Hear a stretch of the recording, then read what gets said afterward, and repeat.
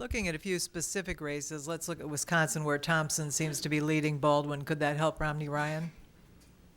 I've never seen that a candidate at the senatorial level helps a candidate at the presidential level.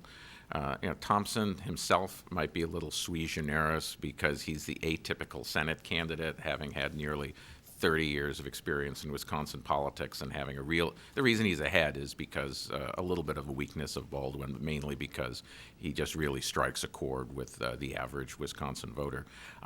With Ryan Romney in Wisconsin, I'd be more likely to think that a unusual effect would come from Ryan spending $2 million of his own money on advertising in Milwaukee and Madison to save himself, well, not save himself, but to help himself get reelected in the House. It's not his personal money, it's his House campaign money. Right, it's his House campaign money, but the point is that, Obama is going to be relying on outside PAC money and his own money for his own advertising. Romney is going to be doing his, outside money, the super PAC, and his own money. But then you've got this $2 to $3 million chunk that Ryan can legitimately spend on his own behalf. And because of where his district is, he has to advertise in 2 of the 3 largest media markets of the state. He has to advertise in Madison, and he has to advertise in Milwaukee. And the fact is, Ryan's expenditures on television in those 2 markets alone will equal President Obama's or exceed it for the remaining 8 weeks of the campaign. Is that going to be enough because of the media markets? It won't just touch his 1 congressional district, which is, 1/8 of Wisconsin, but it'll touch virtually 60% of the Wisconsin electorate. Will that be enough to matter? I think that'll be much likelier than Tommy Thompson being on the ballot to be an independent, non-presidential variable that affects the outcome.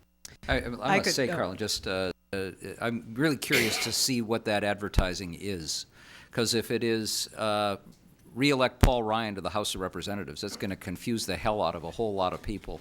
He wants to protect himself, but obviously the more you focus on getting re-elected to the House, the more you're saying, hey, we are probably not going to win this presidential contest. So does he use that money as generic Paul Ryan advertising, not mentioning an office? It's a little tricky here. I think the easy answer is you do issues.